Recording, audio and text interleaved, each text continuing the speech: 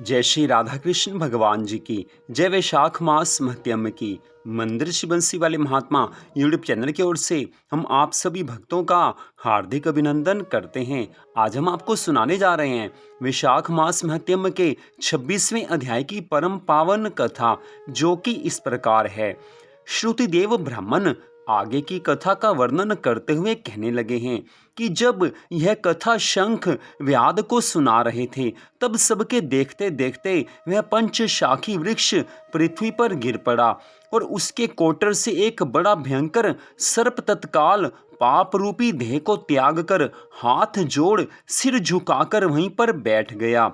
श्रुतिदेव ब्राह्मण आगे कहने लगे हैं कि शंख ऋषि और व्याध उसको इस प्रकार देखकर बड़े विस्मय से पूछने लगे हैं कि तुम कौन हो और किस पाप से इस योनि को प्राप्त हुए, और अब किस शुभ कर्म से तुम्हारी बुद्धि शुद्ध हुई और अकस्मात तेरी मुक्ति हो गई। शंख मुनि के इस प्रकार पूछने पर पृथ्वी पर दंडवत गिरकर सिर झुकाकर वह हाथ जोड़कर कहने लगा कि मैं कुसिद मुनि का पुत्र रोचन नाम वाला प्रयागराज का ब्राह्मण था। आसन, शयन, निद्रा, लोकचर्या, ब्याज लेना, यही मेरा काम था। मेरी किसी के प्रति श्रद्धा भावना नहीं थी। इसी समय भगवान के प्रिय वैशाख मास में जयंत नाम का ब्राह्मण वहां पर आया और उस क्षेत्र के रहने वाले बहुत से हजारों स्त्री पुरुष उससे वैशाख मास की परम पवित्र कथा सुनने लगे। सब लोग प्रातःकाल स्नान करके मन लगाकर वैशाख मास की कथा को सुनते थे। उनकी कथा सुनने में पूरी श्रद्धा भावना थी।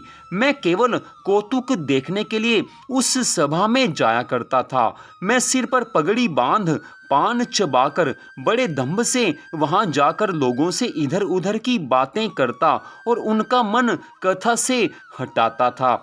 उसी दोष के कारण मेरी बुद्धि नष्ट हो गई, क्योंकि मैंने घोर पाप कर्म किया था। भगवान की कृपा से जो मनुष्य का जीवन मिलता है, उसमें वैशाख मास के महात्म्य की कथा को सुनना शुभ कर्म कहा गया है। लेकिन मैंने इतना घोर पाप कर्म किया कि वैशाख मास महत्यम की कथा सुनने वाले लोगों का मन दूसरी ओर करना चाहा। ये मेरा पाप कर्म था, जिसके कारण मेरी बुद्धि नष्ट हुई और अब 84 लाख योनि भोग कर इस रूप में इस वृक्ष के कोटरे में बैठा हूँ। देव योग से आपके मुख से निकली हुई कथा को सुनकर मेरे सब पाप नष्ट हो गए और दिव्य देह धारण करके अब मैं आपकी शरण में आया हूँ। मैं नहीं जानता कि आप मेरे कौन से जन्म के बंधु हैं।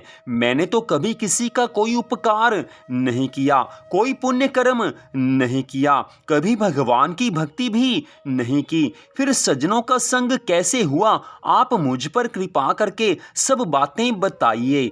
शंख मुनि ने बड़े प्रेम से उसको उठाया और उनके स्पर्श से सब पाप नष्ट हुए हैं। फिर उस दिव्य रूपधारी ब्राह्मण पर कृपा करके सब वृतांत कहने लगे कि हे ब्राह्मण, वैशाख मास और भगवान श्री हरि विष्णु जी का महात्म्य सुनने मात्र से तेरे सब पाप नष्ट हो गए हैं। तू क्रम से अतिवाहिक लोकों को जाकर फिर दर्शान देश में ब्राह्मण के घर जन्म लेगा और वेद शर्मा नाम से प्रसिद्ध होकर सब विद्याओं में निपुण होगा। प्रत्येक जन्म में तुझे जाति समृद्धि रहेगी और तुम संपूर्ण इच्छाओं को त्याग कर वैशाख मास में बताए हुए श्री हरि विष्णु भगवान जी के सब प्रिय धर्मों का पालन करोगे। निस्पृह गुरु भक्त और जितेंद्रिय होकर उस जन्म में देव भगवान की कथा सुनने में तत्पर रहोगे और इस प्रकार सिद्धि को प्राप्त हो जाओगे और सब बंधनों से मुक्त होकर दुर्लभ मोक्ष पद को प्राप्त करोगे। डरो मत, मेरी कृपा से तुम्हारा कल्याण होगा। जो किसी प्रकार श्रद्धाहीन होकर भी भगवान के नाम का स्मरण करता है, वह भी निर्मल होकर मुक्त हो जाता है, और जो श्रद्धा पूर्वक जितेंद्रिय होकर भगवान की कथा सुनता है, भगवान के नाम का स्मरण करता है, भगवान के नाम का जाप करता है, भगवान की भक्ति करता है, फिर उनका तो कहना ही क्या है। जो कोई भक्ति से अथवा द्वेष से भी कथा आदि कहते या सुनते हैं अथवा भगवान की उपासना करते हैं, वे सभी मुक्त हो जाते हैं। भगवान के भिन्न यश से अंकित जो अनेक नाम हैं, उन्हें साधु महात्मा सुनते, गान करते और मनन करते हैं। ऐसी भगवान की सेवा में न कष्ट उठाना पड़ता है, न कुछ धन खर्च होता है। जिनके स्मरण मात्र से प्रकाशमय परम धाम मिलता है, उन दयालु परमात्मा की शरण में हम जाते हैं। तुम भी उन श्री नारायण भगवान की शरण में जाओ। वैशाख मास के सब धर्मों का पालन करो, इसी से भगवान तुम पर अवश्य प्रसन्न होंगे और तुम्हें भगवान की अनंत कृपा मिल जाएगी। जिसके ऊपर भगवान की अनंत कृपा मिल जाती है, उसके जन्मों जन्मों के बंधनों का एक क्षण में नाश हो जाता है। वो मनुष्य पुनः कभी 84 लाख योनियों में नहीं भटकता, क्योंकि उसको भगवान की कृपा से मोक्ष पद प्राप्त हो जाता है। ऐसे कहकर मुनीश्वर चुप हो गए। तब व्याध को देखकर वह दिव्य पुरुष मुनीश्वर से कहने लगा है कि हे महाराज, मैं धन्य हूँ, आपकी कृपा से मेरे पूर्ण भाग्य उदय हो गए हैं। आपने मुझ पर बड़ी कृपा की कि जिससे मेरी यह दुष्ट योनि चली गई। ऐसा कहकर वह परिक्रमा कर आज्ञा लेकर स्वर्गलोक को चला गया। जब संध्या हुई तो शंख मुनि व्याध सहित रात्रि को वहां ही रहे और शंख मुनि भगवान के अनेक अवतारों और इतिहास की कथा सुनाते रहे। प्रातः काल में ब्रह्म मुहूर्त में उठकर शौच आदि क्रिया से निवृत्त होकर सूर्योदय से पहले ही स्नान करके संध्या वंदन और तर्पण आदि करके व्याध को बुला उसके सिर पर प्रोक्षण कर वेद से भी अधिक शुभदायक फल देने वाला राम 2 अक्षर का मंत्र जपने के लिए बताया है। शंख मुनि कहने लगे हैं कि हे व्याध, श्री हरि विष्णु भगवान जी का नाम अनेक पापों को दूर करने वाला है। इससे हे व्याध, तुम निरंतर राम नाम का जाप करो। ये राम नाम तुमको सब बंधनों से छुड़ा देगा। भगवान के राम नाम से मुक्ति मिल जाती है। राम जी का नाम ऐसा कल्याणकारी है कि राम जी का नाम लेने से इस संसार में सभी सुख प्राप्त होते हैं और मनुष्य जीवन के अंत समय में मोक्ष पद को प्राप्त कर लेता है।